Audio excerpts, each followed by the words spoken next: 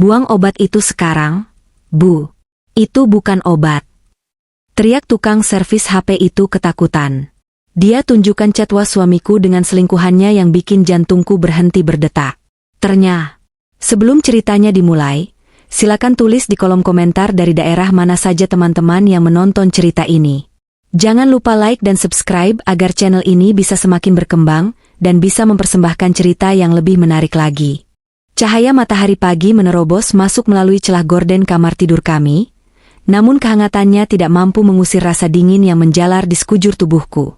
Namaku Karin, dan sudah 3 bulan terakhir ini, tempat tidur adalah satu-satunya duniaku. Aku mencoba bangun dan duduk di tepi ranjang. Kepalaku berdenyut hebat, seakan ada palu godam yang memukul-mukul dari dalam. Saat aku menoleh ke cermin rias, aku hampir tidak mengenali wanita di sana. Wajah yang dulu segar kini pucat pasi seperti kertas, tulang pipiku menonjol tajam, dan kantung mata hitam menggantung lesu. Aku menahan mual yang tiba-tiba naik ke kerongkongan. Rasanya perutku seperti diaduk-aduk, perih dan panas. Klek. Pintu kamar terbuka. Sosok tegap itu masuk membawa nampan berisi segelas air hangat, dan mangkuk kecil berisi cairan pekat berwarna kehijauan. Itu Arya, suamiku. Wajahnya tampan, rapi dengan kemeja kerjanya, dan senyumnya, oh Tuhan, senyum itu adalah satu-satunya obat penenang bagiku saat ini. Selamat pagi, Tuan Putri, sapanya lembut. Dia meletakkan nampan di nakas dan duduk di sampingku. Tangannya yang hangat membelai rambutku yang kini makin tipis karena rontok. Gimana rasanya pagi ini? Masih mual? Aku mengangguk lemah, air mata mendesak keluar. Aku merasa sangat bersalah. Seharusnya istri yang melayani suami di pagi hari, menyiapkan sarapan dan bekal. Tapi aku justru menjadi beban. Arya yang harus bangun lebih pagi, membersihkan rumah, bahkan memasak bubur sebelum berangkat ke kantor. Maafin aku ya, Mas, lirihku, suaraku parau. Kamu jadi repot terus. Uang tabungan kita juga makin menipis buat beli obat-obatan ini. Arya meletakkan jari telunjuknya di bibirku. Tatapannya begitu tulus, penuh cinta yang membuat hatiku makin teriris. SSTT, jangan bicara soal uang. Uang bisa dicari, Rin. Tapi kamu cuma satu di dunia ini, ucap Arya bersungguh-sungguh. Dia mengambil mangkuk kecil itu. Baunya menyengat, bau herbal yang sangat kuat dan asing. Ini ramuan herbal yang aku pesan dari teman di luar negeri. Katanya ini ampuh buat autoimun langka kayak kamu. Harganya memang lumayan. Aku sampai harus jual jam tangan kesayanganku kemarin, tapi nggak apa-apa. Demi kamu sembuh. Mendengar itu, hatiku hancur sekaligus haru. Dia rela menjual barang kesayangannya demi aku? Betapa beruntungnya aku memiliki suami sesempurna Arya. Ayo, diminum dulu. Habiskan ya, bujuknya. Dengan tangan gemetar, aku menerima mangkuk itu. Aku meminumnya perlahan. Rasanya pahit, getir, dan meninggalkan sensasi panas yang membakar di tenggorokan. Sesaat setelah cairan itu masuk, perutku kembali bergejolak menolak. Aku menutup mulut, menahan rasa ingin muntah. Tahan, sayang. Tahan. Arya mengusap punggungku dengan sabar. Itu reaksi detoksifikasi. Artinya obatnya sedang bekerja membuang racun di tubuhmu. Tahan ya. Aku menurut. Aku memaksakan cairan itu tetap di dalam perutku demi menghargai usaha suamiku. Setelah napasku mulai teratur, Arya mengecup keningku lama sekali. Pintar.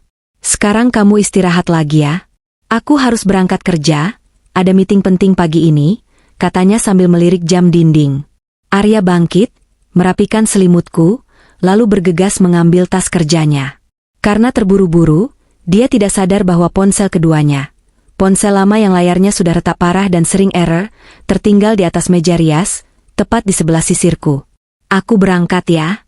Kalau ada apa-apa, telepon ke kantor aja. Ponsel utamaku baterainya penuh kok. I love you. Serunya dari ambang pintu, lalu menghilang di balik lorong.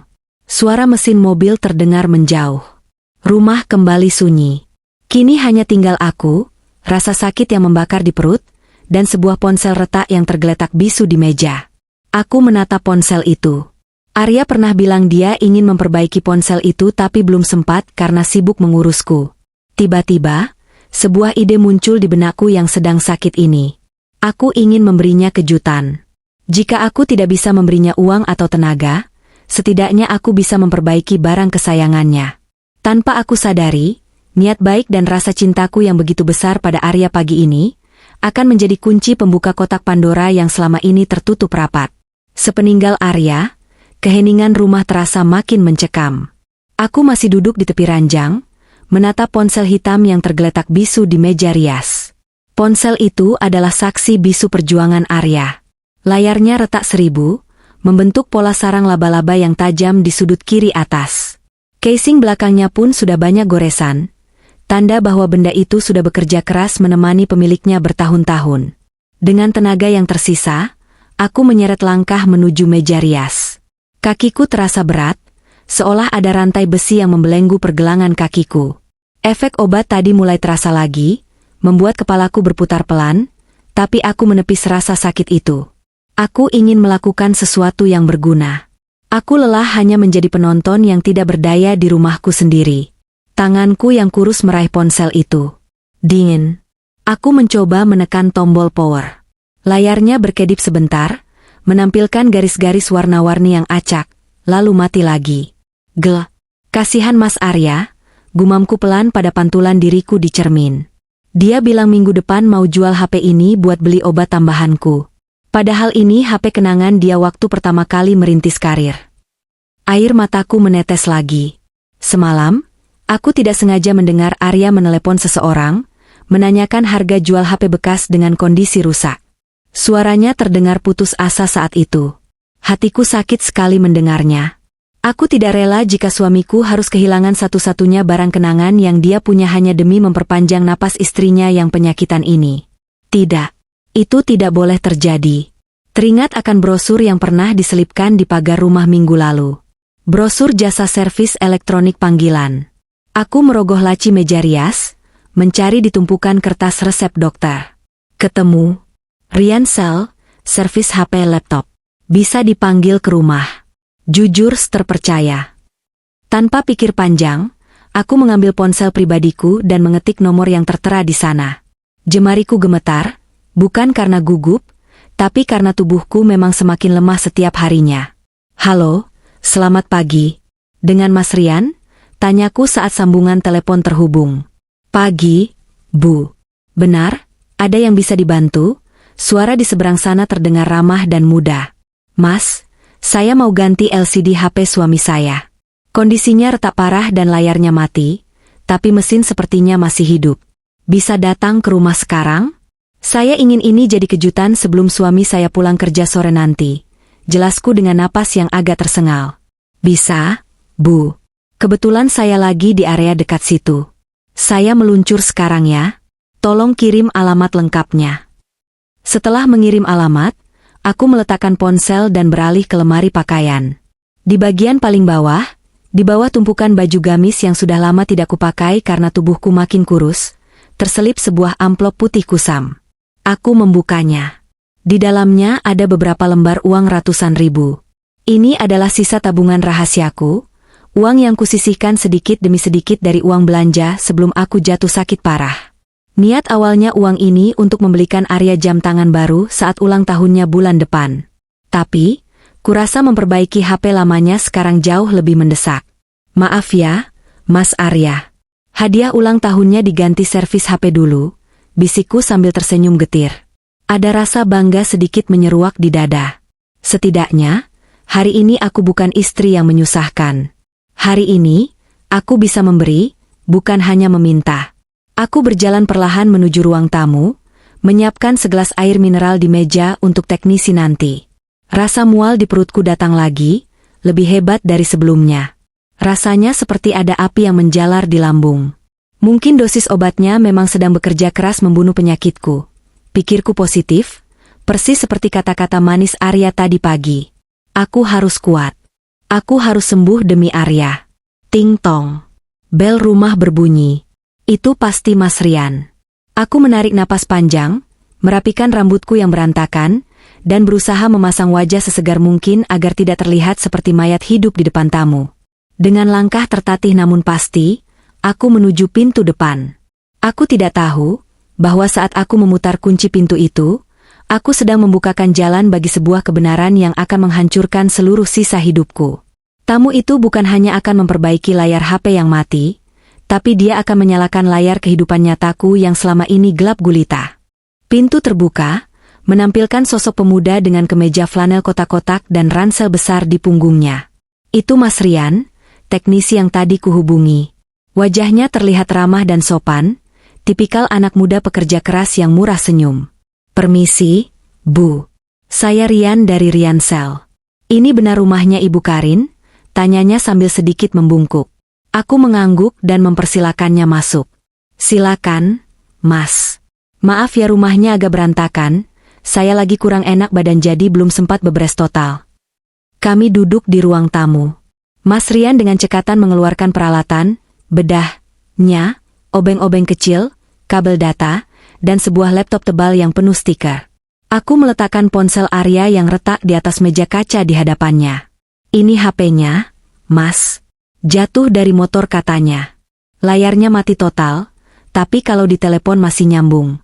Kira-kira bisa diselamatkan nggak ya datanya? Mas Arya panik banget kalau foto-foto lama hilang. Jelasku cemas. Mas Rian mengambil ponsel itu, menimang-nimangnya sebentar, lalu menyalakan senter kecil untuk mengintip celah keretakan layar. Tenang saja, Bu. Kalau mesin masih hidup, data aman. Tapi sebelum saya bongkar dan pasang LCD baru yang harganya lumayan mahal, saya harus cek dulu sistem di dalamnya via laptop saya. Takutnya ada korsleting di mesin, nanti percuma ganti layar kalau mesinnya yang kena. Jelas Mas Rian profesional. Aku hanya mengiyakan. Aku tidak mengerti teknisnya, yang penting HP itu kembali seperti baru. Sambil menunggu Mas Rian bekerja, aku mencoba bersikap ramah meski perutku kembali terasa dililit kawat berduri. Mas Rian minum dulu ya, tawarku sambil menunjuk gelas air mineral. Terima kasih, Bu. Wah, Ibu pucat sekali. Sakit apa kalau boleh tahu? Tanyanya basa-basi sambil mulai mencolokkan kabel data dari ponsel Arya ke laptopnya. Aku tersenyum tipis. Sakit autoimun, Mas. Sudah 3 bulan begini. Untungnya suami saya telaten banget. Dia yang ngurusin semuanya, dari masak sampai nyiapin obat. Makanya saya mau kasih kejutan servis HP ini, hitung-hitung balas budi kecil. Mas Rian tersenyum kagum sambil mengetik sesuatu di keyboard laptopnya. Beruntung banget Ibu punya suami seperti itu. Jarang loh zaman sekarang laki-laki yang sabar ngerawat istri sakit. Semoga cepat sembuh ya, Bu. Amin. Jawabku tulus. Ting. Bunyi notifikasi dari laptop Mas Rian terdengar nyaring. Itu tandanya ponsel Arya sudah berhasil terhubung dan terbaca oleh sistem laptop. Aplikasi mirroring, yang menampilkan layar HP ke layar laptop, terbuka otomatis. Nah, sudah connect, Bu. Coba kita lihat. Gumam Mas Rian santai. Matanya fokus ke layar laptop. Awalnya, suasana hening. Hanya terdengar suara kipas laptop yang berputar halus. Aku bersandar di sofa, memejamkan mata sejenak untuk menahan rasa pusing yang mendera. Aku membayangkan nanti sore Arya pulang, dan melihat HP-nya sudah mulus kembali. Dia pasti akan memelukku erat. Namun, keheningan itu berlangsung terlalu lama. Tidak ada suara, klik, mouse lagi. Tidak ada suara ketikan keyboard. Bahkan suara napas Mas Rian pun terdengar tertahan. Perasaanku mulai tidak enak. Instingku sebagai wanita tiba-tiba mengirim sinyal waspada, meski aku tidak tahu kenapa. Perlahan, aku membuka mata. Pemandangan di depanku membuat keningku berkerut. Mas Rian tidak lagi mengetik. Tubuhnya kaku seperti patung. Dia menatap layar laptop dengan mata melotot lebar, seolah melihat hantu. Mulutnya sedikit terbuka, namun tidak ada kata yang keluar. Wajah ramahnya yang tadi penuh senyum, kini perlahan berubah pucat. Keringat dingin mulai muncul di pelipisnya, mengalir turun melewati pipinya yang menegang. Mas, ada apa? Tanyaku pelan, mencoba memecah keheningan yang aneh itu. HP-nya rusak parah ya? Nggak bisa dibetulin? Mas Rian tersentak kaget mendengar suaraku. Dia menoleh padaku dengan gerakan patah-patah. Tatapannya bukan lagi tatapan teknisi kepada pelanggan, melainkan tatapan seseorang yang ketakutan. Dia menelan ludah dengan susah payah. Tangannya gemetar saat dia mencoba menjauhkan tangannya dari mouse, seolah benda itu baru saja menyengatnya. Bu! Suaranya terdengar serak dan bergetar. Dia menatapku, lalu menatap layar laptop, lalu kembali menatapku dengan sorot mata kasihan yang aneh. Kenapa, Mas? Jangan bikin saya takut, desakku. Jantungku mulai berpacu lebih cepat dari biasanya. Rasa mual di perutku terlupakan seketika, digantikan oleh rasa dingin yang mencekam di tengkuk. Apa yang dia lihat di layar itu? Foto wanita lain? Hutang miliaran? Mas Rian menarik napas panjang, seolah mengumpulkan keberanian untuk mengatakan sesuatu yang sangat berat. Atmosfer ruang tamu yang tadinya hangat dan santai, kini berubah menjadi dingin dan menyesakan. Rahasia yang tersimpan di dalam memori ponsel itu kini terpampang jelas di layar laptop, menunggu untuk menghancurkan segalanya. Suara detak jam dinding seolah berlomba dengan degup jantungku yang kian tak beraturan. Mas Rian masih mematung di sana, matanya terpaku ngeri pada layar laptop, sementara tangannya mencengkeram tepi meja hingga buku-buku jarinya memutih. Mas Rian? Panggilku lagi, kali ini dengan nada sedikit mendesak. Rasa takut mulai merayap naik ke tenggorokan. Ada apa? Mas Arya, dia punya hutang pinjol? Atau dia main judi online? Katakan saja, Mas. Saya sudah siap mental kalau masalah uang. Aku mengira masalah terburuk dalam rumah tangga hanyalah soal ekonomi atau wanita lain. Betapa naifnya aku. Mas Rian menoleh perlahan. Wajah pemuda itu tidak hanya pucat, tapi menyiratkan ketakutan dan rasa iba yang mendalam. Dia menatapku seolah aku adalah orang yang sedang berdiri di tepi jurang tanpa pengaman. Bu! Suaranya bergetar hebat. Dia menarik napas panjang, mencoba menenangkan diri, namun gagal. Bu, saya cuma tukang servis. Saya diajarkan untuk menjaga privasi pelanggan. Tapi saya juga punya ibu di rumah. Dan kalau ibu saya diperlakukan seperti ini, saya berdosa besar kalau diam saja. Kata-katanya membuat bulu kuduku meremang.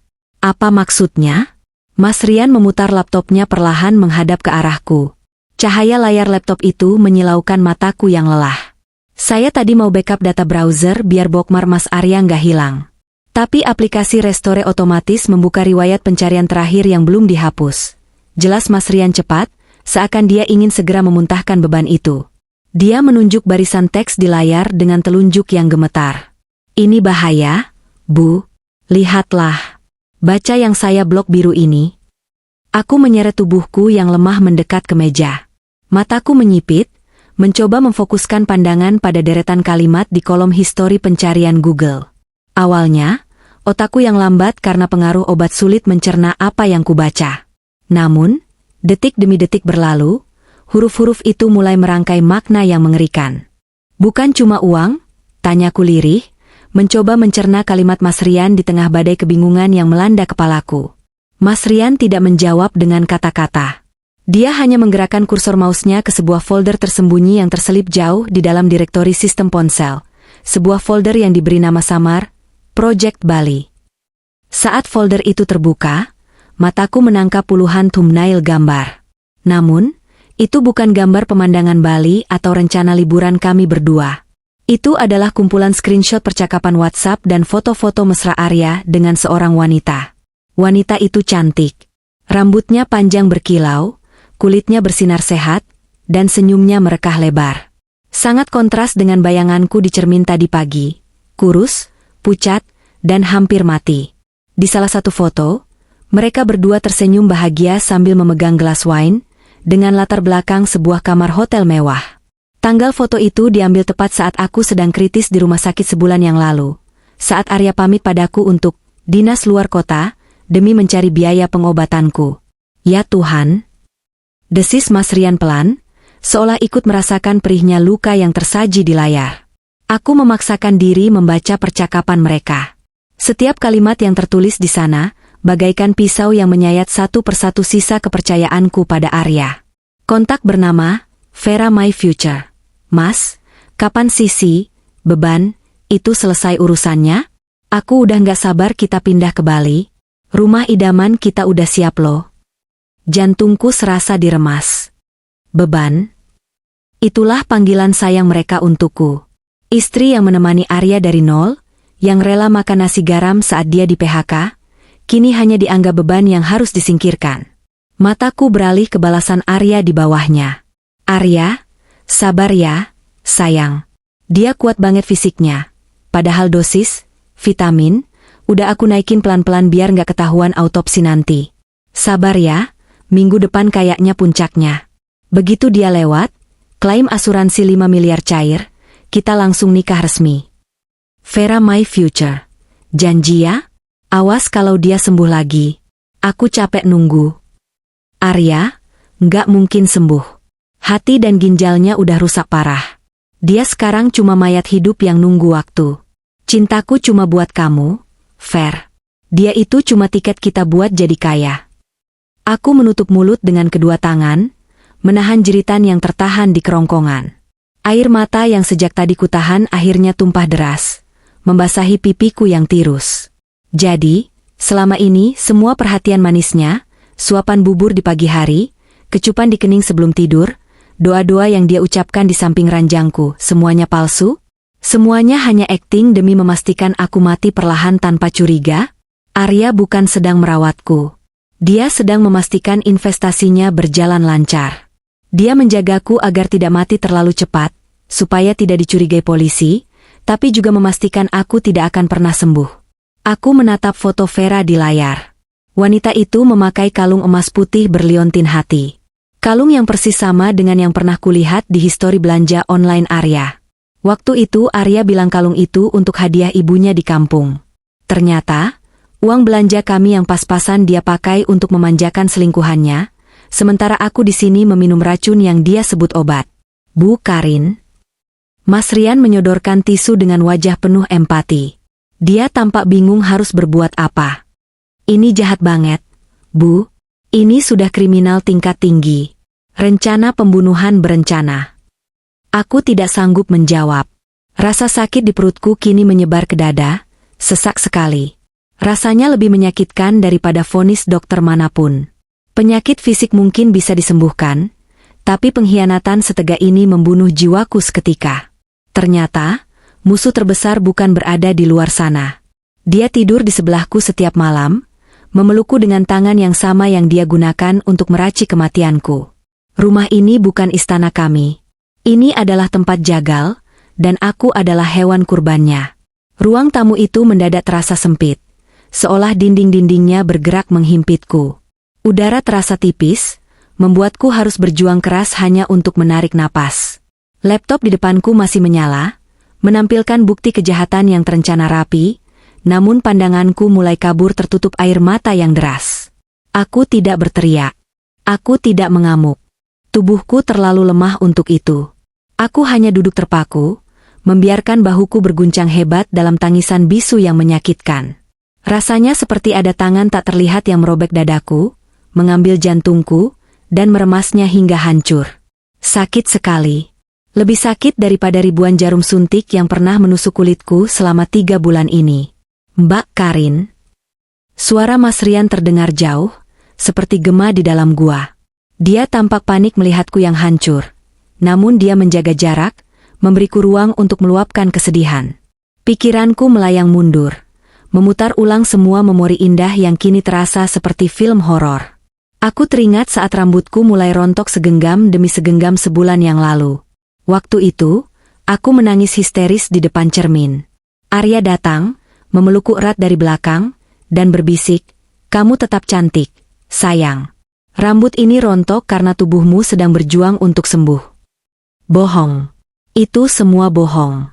Rambutku rontok bukan karena berjuang sembuh, tapi karena racun yang dia campurkan di susu malamku sedang mematikan sel-sel tubuhku. Pelukannya saat itu bukan untuk menenangkan, tapi mungkin dia sedang tersenyum puas di balik punggungku. Melihat hasil kerja kerasnya mulai menampakkan hasil. Aku teringat saat kulitku mulai muncul lebam-lebam biru tanpa sebab. Arya dengan telaten mengoleskan salep, wajahnya terlihat sangat khawatir. Ternyata, kekhawatiran di wajahnya bukan takut kehilangan aku. Dia khawatir dosisnya terlalu tinggi. Dia khawatir lebam itu akan menimbulkan curiga dokter. Dia khawatir investasi 5 miliarnya gagal cair jika polisi mencium gelagat pembunuhan. Rasa mual kembali menyerangku. Kali ini bukan hanya karena racun fisik, tapi karena rasa jijik yang luar biasa. Aku merasa jijik pada diriku sendiri. Bagaimana bisa aku tidur satu ranjang dengan pembunuh? Bagaimana bisa aku mencium tangan yang meracik kematianku setiap pagi? Betapa bodohnya aku yang merasa beruntung memiliki dia, sementara dia sedang menertawakanku bersama wanita lain di luar sana. Aku menatap kedua tanganku yang kurus kering. Tulang-tulangku menonjol, kulitku kusam. Aku kira ini takdir Tuhan. Aku kira ini ujian pernikahan. Ternyata, aku sedang digerogoti oleh kepercayaan buta pada manusia. Suamiku. Cinta pertamaku, orang yang kepadanya aku menyerahkan sisa hidupku. Tega menukar nyawaku dengan tumpukan uang dan wanita baru. Apakah nyawaku semurah itu baginya? Apakah 5 tahun pernikahan kami tidak meninggalkan setitik pun rasa kasihan di hatinya? Bu Karin, istighfar Bu. Mas Rian memberanikan diri mendekat, menyodorkan segelas air putih baru. Minum dulu, Bu. Tenangkan diri Ibu. Aku menatap gelas air itu dengan tatapan ngeri. Trauma seketika menghantamku. Apakah air ini aman? Apakah di dunia ini masih ada yang aman untukku? Melihat keraguanku, Mas Rian segera paham. Dia meminum sedikit air dari gelas itu untuk membuktikan. Ini air galon biasa, Bu. Aman. Saya jamin. Dengan tangan gemetar hebat, aku menerima gelas itu. Air sejuk membasahi tenggorokanku yang kering, sedikit meredakan isak tangis yang menyesakkan. Aku menghapus air mata dengan kasar. Rasa sedih itu perlahan mulai bercampur dengan rasa lain. Rasa marah. Rasa tidak terima. Aku masih hidup. Jantungku masih berdetak meski lemah. Rencana Arya belum berhasil 100%. Dia pikir aku adalah wanita bodoh yang akan mati diam-diam di kamar tidur. Dia pikir dia bisa melenggang pergi ke Bali dengan uang darahku. Aku menatap Mas Rian. Pemuda itu menatapku dengan sorot mata penuh tekad, seolah siap membantuku melakukan apa saja. Kehadiran orang asing ini justru menjadi satu-satunya pegangan nyataku saat ini. Mas. Suaraku parau, sisa-sisa tangisan masih terdengar. Terima kasih sudah memberitahu saya. Kalau hari ini Mas tidak datang, mungkin minggu depan nama saya sudah ada di batu nisan. Mas Rian mengangguk tegas. Kita tidak bisa diam saja, Bu. Bukti ini sudah lebih dari cukup. Kita harus lapor polisi sekarang juga. Biar orang jahat itu membusuk di penjara malam ini juga. Kata-kata, lapor polisi, terdengar sangat menggoda. Aku ingin dia ditangkap. Aku ingin dia dipermalukan. Tapi, benarkah itu langkah terbaik? Otakku yang tadinya buntu karena kesedihan, perlahan mulai bekerja kembali. Menyusun kepingan-kepingan strategi di tengah puing-puing hatiku yang hancur. Mas Rian sudah menggenggam ponselnya sendiri. Jempolnya melayang di atas layar, siap menekan tombol panggilan darurat. Wajahnya tegang, penuh adrenalin, layaknya seseorang yang ingin segera memadamkan kebakaran besar. Saya telepon polisi sekarang, Bu. Biar mereka cegat suami ibu di kantor atau di jalan.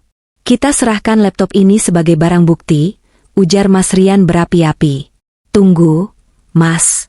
Jangan. Sergahku cepat. Tanganku yang kurus refleks mencengkeram pergelangan tangan Mas Rian. Tenagaku memang lemah, tapi tatapanku tajam, menyiratkan larangan keras. Mas Rian terkejut, dia menatapku bingung. Kenapa, Bu? Ibu masih kasihan sama dia? Setelah apa yang dia lakukan? Tanya Mas Rian tak percaya. Ada nada kecewa dalam suaranya, seolah dia takut aku akan menjadi wanita bodoh yang memaafkan suami jahat karena alasan cinta. Aku menggeleng pelan, melepaskan cengkeramanku, lalu menarik napas panjang untuk menata detak jantungku yang masih berantakan. Bukan kasihan, Mas. Sama sekali bukan, jawabku dingin. Hatiku sudah membeku untuk Arya. Tapi Arya itu bukan orang bodoh. Dia akuntan senior, dia teliti, dan dia sangat licik. Aku menunjuk layar laptop yang masih menampilkan riwayat pencarian itu. Kalau kita lapor sekarang, polisi akan datang. Arya pasti akan mengelak. Dia bisa bilang HP itu dibajak. Atau dia bisa beralasan pencarian itu cuma riset iseng karena dia hobi baca novel kriminal. Dia pintar memutarbalikkan fakta, Mas. Selama 3 bulan ini saja dia sukses menipu dokter, keluarga, bahkan aku, istrinya sendiri, dengan akting suami sempurnanya. Mas Rian terdiam, mulai mencerna kata-kataku. Tapi chat dengan selingkuhannya itu, bukankah itu bukti kuat? Itu bukti perselingkuhan, Mas.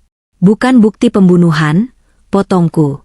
Kalau cuma bukti selingkuh dan rencana yang belum terlaksana, hukumannya ringan. Paling dia cuma kena pasal percobaan atau perbuatan tidak menyenangkan.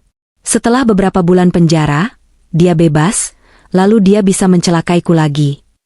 Aku menatap ke arah dapur, tempat di mana toples, ramuan herbal, itu disimpan rapi di lemari makan. Kunci utamanya ada di obat itu, Mas, bisikku. Sekarang dia masih merasa aman.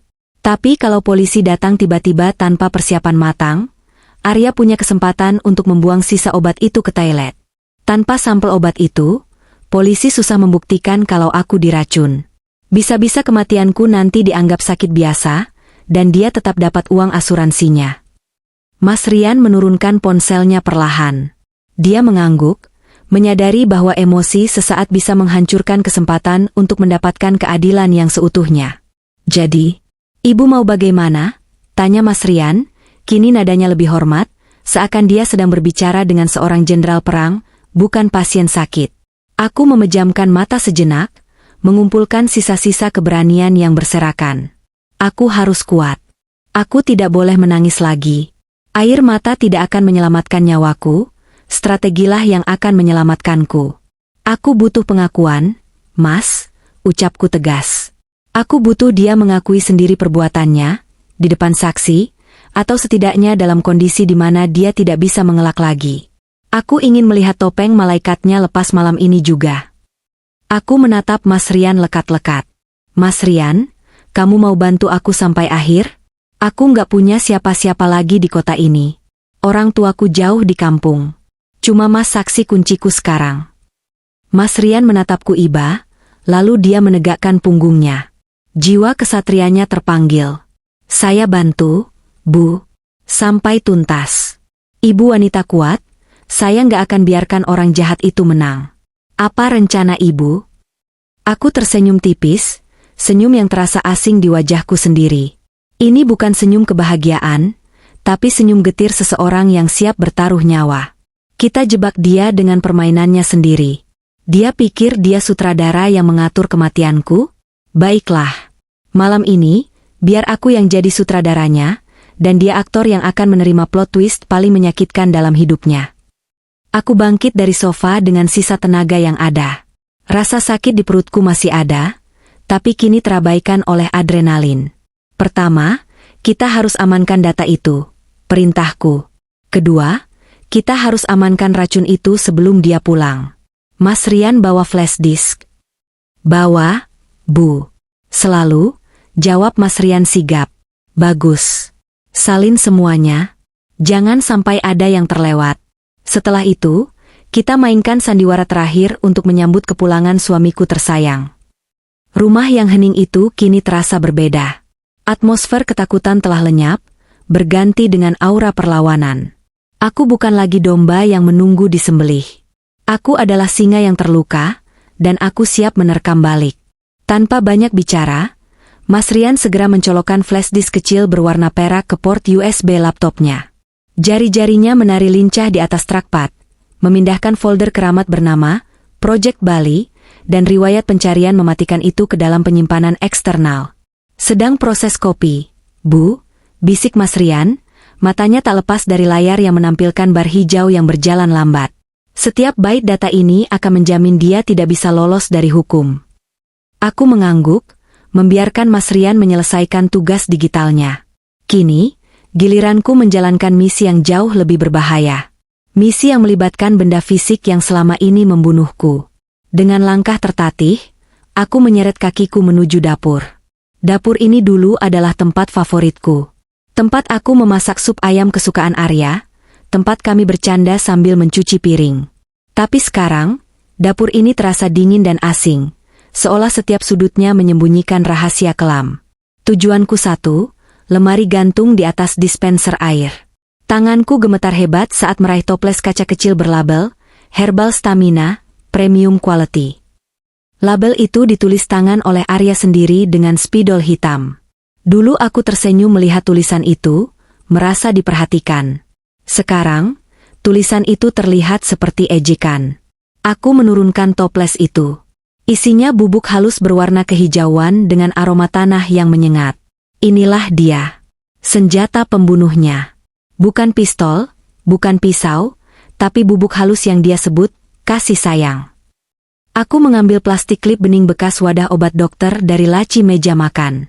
Dengan hati-hati, aku menumpahkan sebagian besar isi toples itu ke dalam plastik.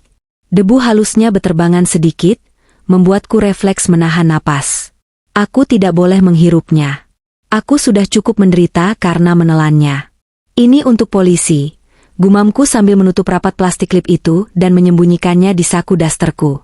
Rasanya seperti menyimpan bara api, panas dan menakutkan. Sekarang, toples itu nyaris kosong. Aku tidak bisa membiarkannya begini. Arya pasti curiga kalau melihat obat mahalnya habis mendadak dalam sehari. Mataku menyapu rak bumbu dapur. Aku mencari sesuatu yang tekstur dan warnanya mirip. Mataku tertumbuk pada toples kopi bubuk instan yang dicampur sedikit krimer nabati. Warnanya tidak persis sama, tapi cukup mirip jika dilihat sekilas dalam cahaya remang-remang ruang makan malam nanti. Aku menyendok campuran kopi dan krimer itu, memasukkannya ke dalam toples, racun, tadi. Aku mengaduknya sedikit agar terlihat natural. Selesai.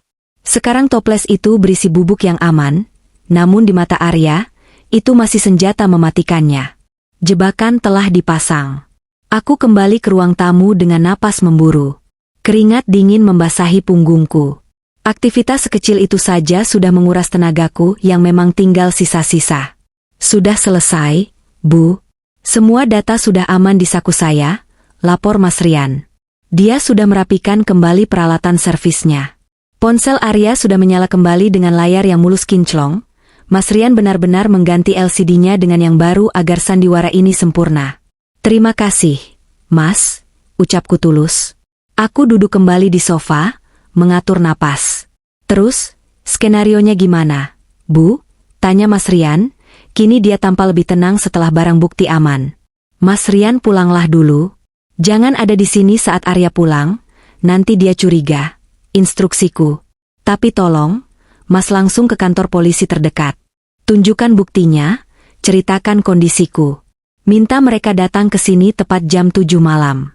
Jangan nyalakan sirine. Mas Rian mengangguk paham.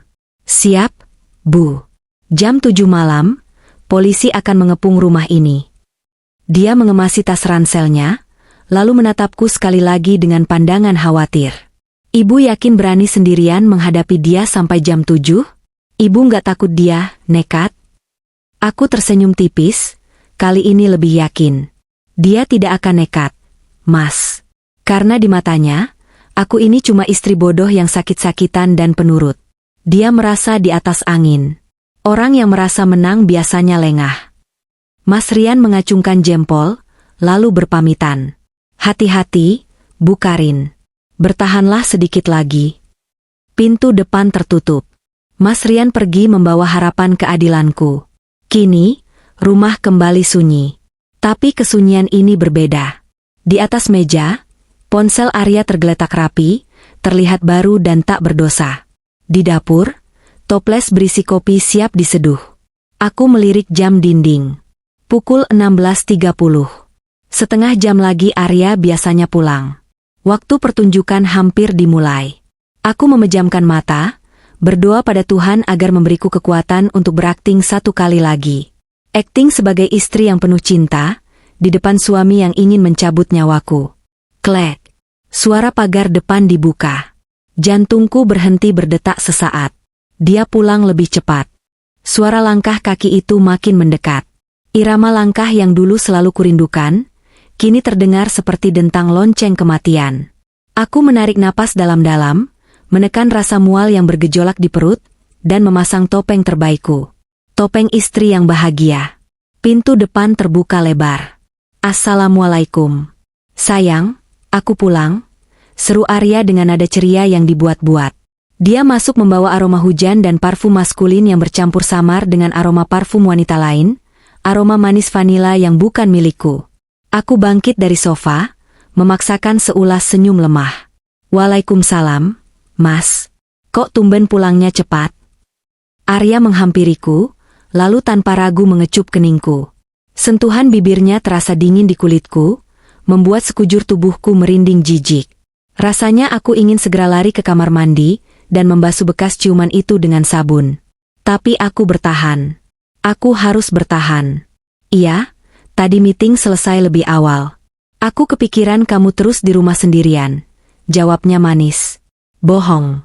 Dia pasti buru-buru pulang, karena ingin mengecek keadaan proyek pembunuhannya.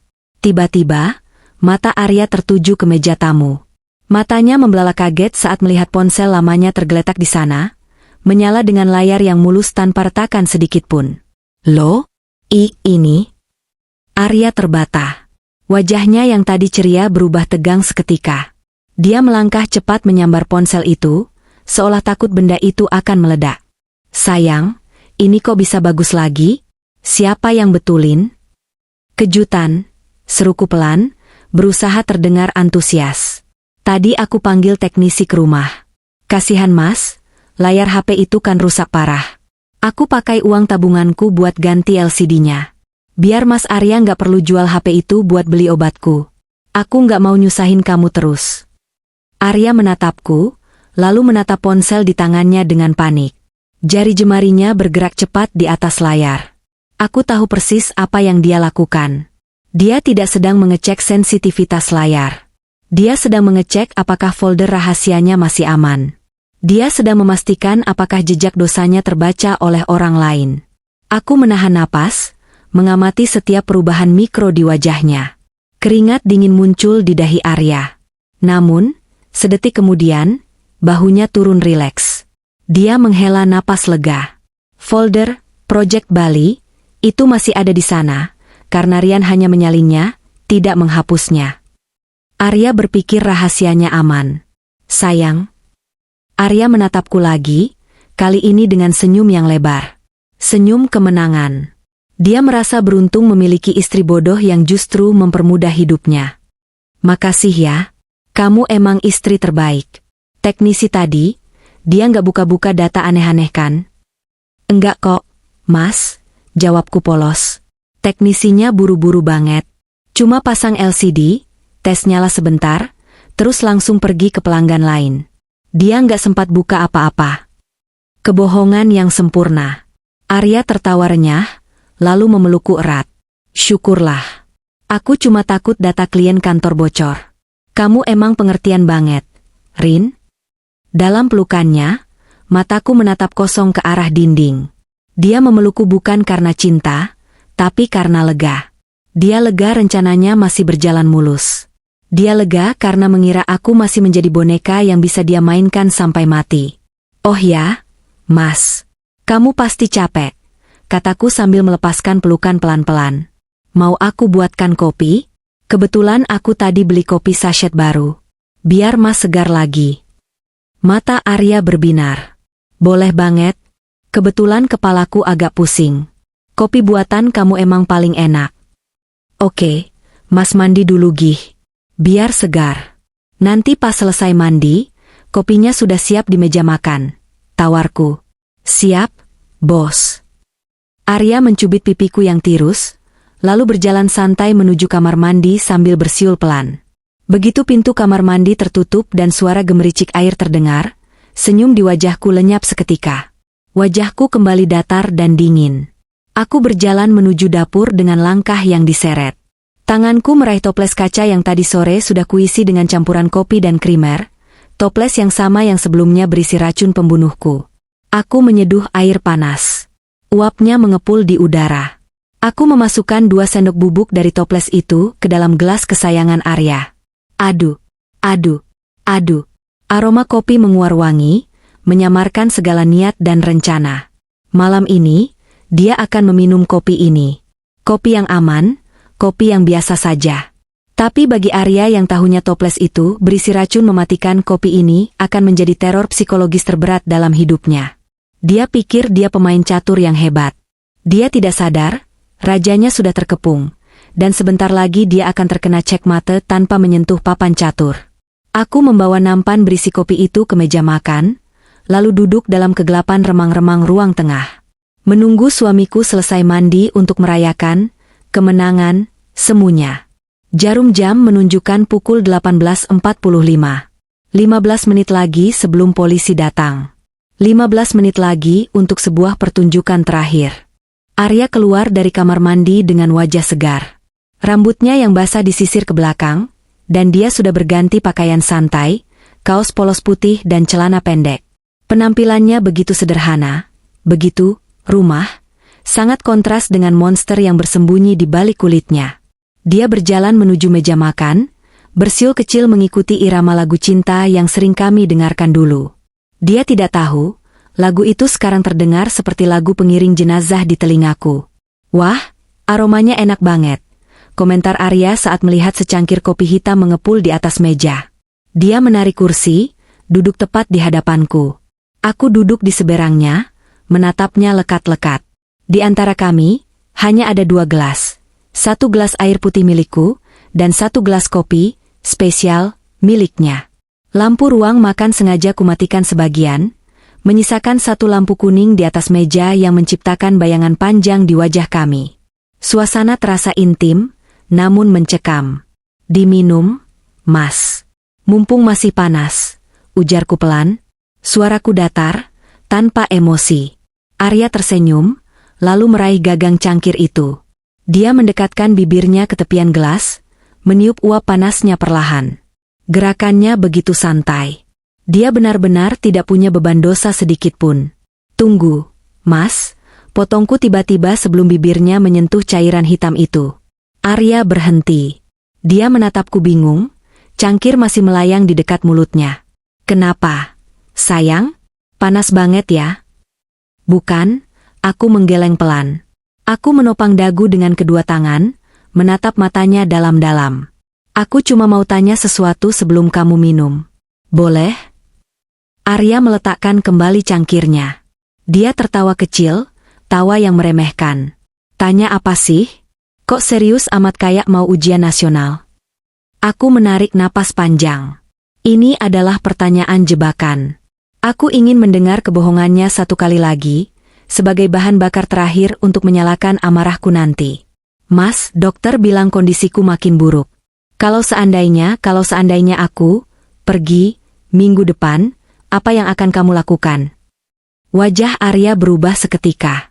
Dia memasang ekspresi sedih yang sudah dilatihnya dengan sempurna. Dia meraih tanganku di atas meja, menggenggamnya erat. Tangannya hangat, tapi hatiku membeku. Rin, ngomong apa sih? Jangan ngawur, ucapnya dengan nada bergetar yang dibuat-buat. Aku nggak akan biarkan kamu pergi. Kita akan berjuang bareng. Aku rela jual rumah ini, jual ginjal pun aku rela asal kamu sembuh. Kamu itu separuh nyawaku, Rin. Kalau kamu nggak ada, aku nggak tahu bisa hidup atau nggak. Luar biasa. Jika aku tidak membaca chatnya dengan Vera tadi siang, mungkin aku akan menangis terharu mendengar bualan ini. Kalau kamu nggak ada, aku nggak tahu bisa hidup atau nggak. Kalimat aslinya mungkin, kalau kamu nggak ada, aku bisa hidup kaya raya di Bali sama Vera. Aku tersenyum miring. Menahan rasa mual yang meluap-luap mendengar sandiwara murahan ini. Oh ya? Tanyaku menantang. Berarti kamu nggak akan nikah lagi? Arya menggeleng tegas. Nggak akan. Cintaku cuma buat kamu. Baguslah, jawabku singkat. Aku menarik tanganku dari genggamannya perlahan, seolah melepaskan diri dari lilitan ular. Sudah ya, jangan bahas mati-matian. Pamali, kata Arya mencoba mengalihkan topik. Dia kembali melirik kopi di hadapannya. Ngomong-ngomong, kamu udah minum vitamin malam ini? Tadi aku lihat toplesnya di dapur kayaknya isinya berkurang banyak. Jantungku berdesir. Dia menyadarinya. Dia menyadari isi toples, racun, itu berkurang drastis. Oh, itu? Aku menatapnya tajam, menyiapkan mental untuk serangan balik. Tadi sore aku merasa sakit banget, Mas. Jadi aku pikir, kalau 1 sendok bisa bikin sembuh, mungkin kalau aku minum banyak sekaligus, aku bisa sembuh total lebih cepat. Jadi aku ambil banyak tadi. Mata Arya terbelalak. Ada kilatan panik yang nyata di sana. Dia pasti berpikir aku overdosis. Kak, kamu minum banyak? Berapa banyak? Kamu nggak apa-apa? Tanyanya gagap. Ketakutannya bukan karena sayang, tapi takut aku mati sekarang sebelum dia siap dengan alibi, atau takut dosisnya terlalu tinggi hingga terdeteksi autopsi. Tenang aja, Mas. Aku belum meminumnya kok. Jawabku tenang. Aku cuma memindahkannya. Arya menghela napas lega, sangat lega. Dia mengusap dadanya. Syukurlah, jangan sembarangan naikin dosis. Rin, bahaya. Itu obat keras. Iya, Mas. Bahaya banget ya, pancingku lagi. Iya, maksudnya, herbal kan reaksinya kuat. Arya salah tingkah. Dia buru-buru mengambil cangkir kopinya lagi untuk menutupi kegugupannya. Aku minum ya kopinya. Haus banget habis mandi. Aku mengangguk mempersilakan. Di dalam kepalaku, hitungan mundur dimulai. 3, 2, 1. Arya mengangkat cangkir itu. Aroma kopi bercampur krimer memenuhi rongga hidungnya. Dia tidak tahu bahwa di dalam toples di dapur sana, bubuk yang dia kira racun mematikan itu sudah berpindah tempat. Silakan, Mas, ucapku lembut, namun mataku dingin menusuk. Nikmati setiap tegukannya. Karena mungkin itu kopi termahal yang pernah kamu minum. Arya tersenyum, bibirnya menyentuh pinggiran cangkir. Cairan hitam itu mulai mengalir masuk ke mulutnya. Inilah saatnya. Saat untuk menghancurkan mentalnya, sama seperti dia menghancurkan fisikku. Aku merogoh saku dasterku, menggenggam kertas hasil print yang sudah diremas-remas.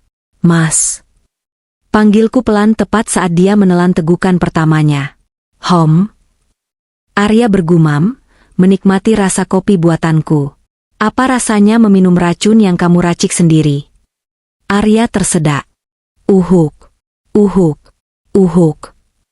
Cairan hitam menyembur dari mulut Arya, mengotori meja makan yang bersih. Wajahnya memerah, matanya melotot menatapku dengan campuran antara kaget dan bingung. Dia terbatuk-batuk hebat, mencoba membersihkan sisa kopi di bibirnya dengan punggung tangan. Kamu ngomong apa sih? Rin? Racun apa? Tanyanya dengan suara serak, napasnya memburu. Dia mencoba tertawa, tapi tawanya terdengar sumbang dan ketakutan. Jangan bercanda deh. Nggak lucu. Aku tidak menjawab. Perlahan, aku berdiri dari kursiku. Dengan gerakan tenang namun penuh tenaga, aku melempar gumpalan kertas yang sejak tadi kugenggam ke wajahnya. Kertas itu memantul di dadanya dan jatuh terbuka di meja, tepat di samping cangkir kopi. Baca, Mas. Baca dengan matamu sendiri, perintahku dingin. Arya menunduk. Matanya menyapu tulisan di kertas itu. Itu adalah hasil cetak screenshot percakapannya dengan Vera tentang dosis vitamin dan asuransi 5 miliar. Wajah merah Arya perlahan berubah menjadi pucat pasi. Lebih putih dari kapas. Topeng suami sempurnanya runtuh detik itu juga. Mulutnya terbuka tutup seperti ikan maskoki yang kehabisan oksigen. Rin ini fitnah. Ini editan. Akun aku dihack orang. Elaknya panik. Keringat sebesar biji jagung mulai bercucuran di pelipisnya. Aku tertawa kecil. Tawa yang terdengar perih di telingaku sendiri. Masih mau bohong? Masih mau bilang itu fitnah setelah kamu lihat HPMU di servis tadi siang? Aku melangkah mendekat, mencondongkan tubuhku ke arahnya. Mas, kamu tanyakan kemana isi toples herbal di dapur yang berkurang banyak itu? Bisikku pelan, tepat di telinganya. Arya membeku. Pupil matanya mengecil. Semua isinya sudah aku aduk rata di dalam kopi yang baru saja kamu minum. Ucapku bohong dengan nada datar yang meyakinkan. Habis. Tidak bersisa. Semuanya sekarang ada di dalam lambungmu. Hening 1 detik. Lalu kepanikan meledak. Apa? Arya berteriak histeris. Dia melompat dari kursi hingga kursinya terjungkal ke belakang. Tangannya langsung mencengkeram lehernya sendiri. Kamu gila? Itu racun keras. Rin, itu arsenik, teriaknya tanpa sadar. Pengakuan itu meluncur mulus dari mulutnya sendiri karena panik. Kalau diminum segelas itu aku bisa mati dalam hitungan menit. Kamu mau bunuh aku? Oh. Aku mengangguk-angguk santai, seolah baru mendengar berita cuaca. Jadi itu arsenik? Bukan vitamin impor? Wah, berarti selama 3 bulan ini kamu kasih aku racun dong, Mas? Tapi Arya sudah tidak peduli dengan pertanyaanku. Insting bertahan hidupnya mengambil alih. Wajahnya dipenuhi teror kematian. Dia berlari ke wastafel dapur, berusaha memuntahkan isi perutnya. Huek, huek, keluar, ayo keluar. Arya merancau kacau, jarinya merogoh tenggorokannya sendiri. Air mata ketakutan mengalir di wajahnya. Dia gemetar hebat. Kakinya lemas hingga dia terduduk di lantai dapur yang dingin.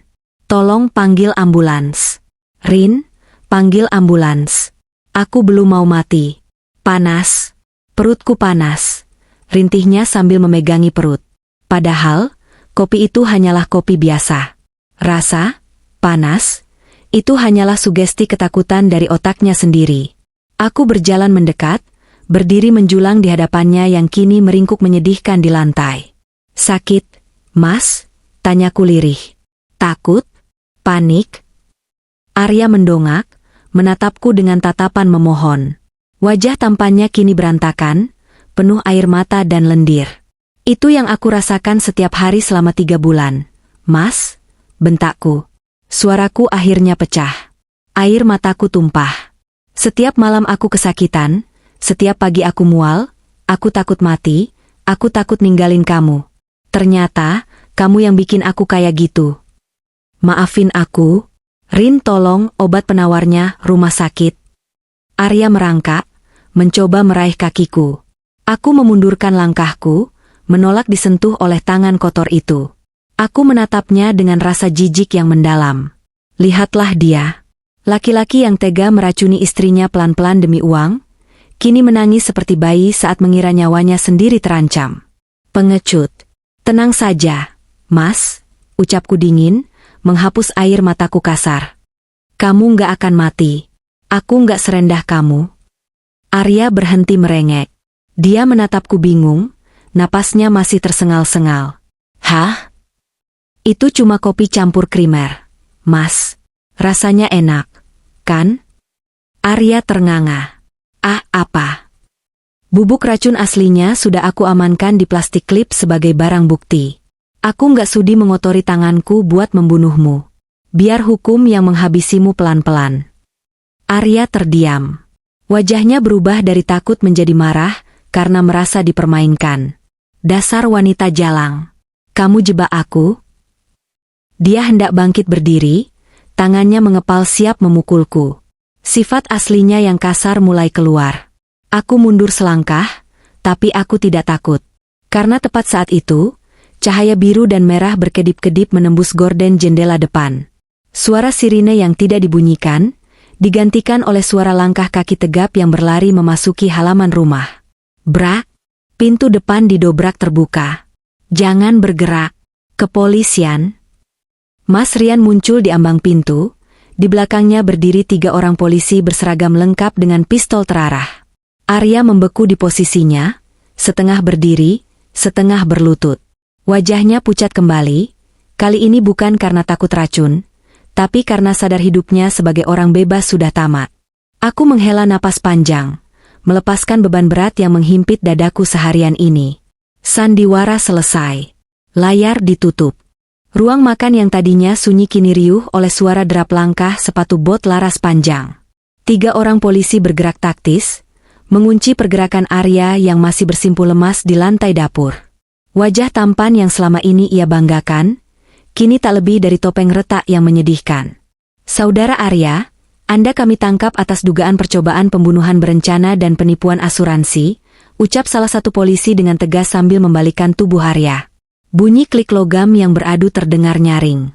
Borgol perak kini melingkar di pergelangan tangan Arya, tangan yang sama yang dulu pernah berjanji melindungiku, namun justru berusaha merenggut nyawaku. Ini salah paham, Pak. Istri saya gila.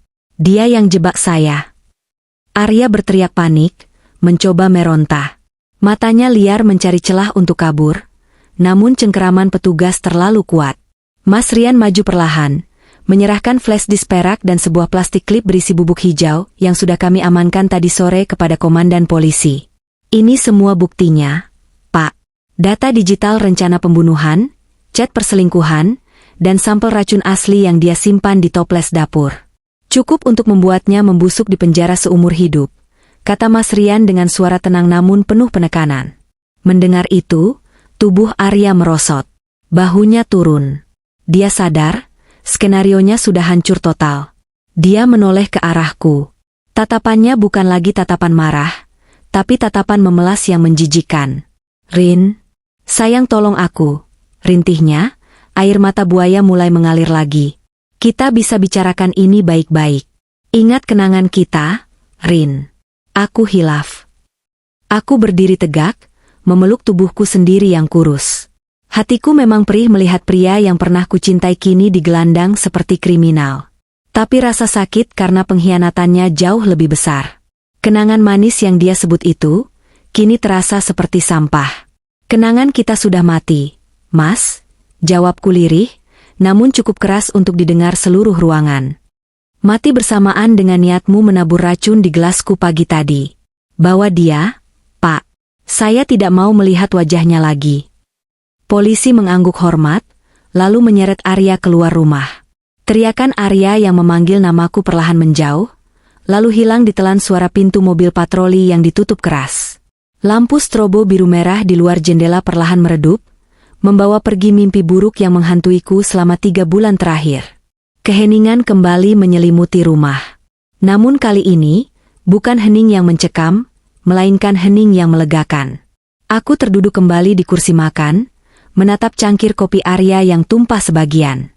Rasanya seperti baru saja bangun dari koma panjang.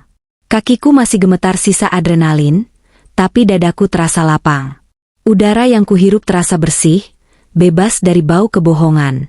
Ibu Karin. Mas Rian mendekat, wajahnya tampak lega sekaligus khawatir.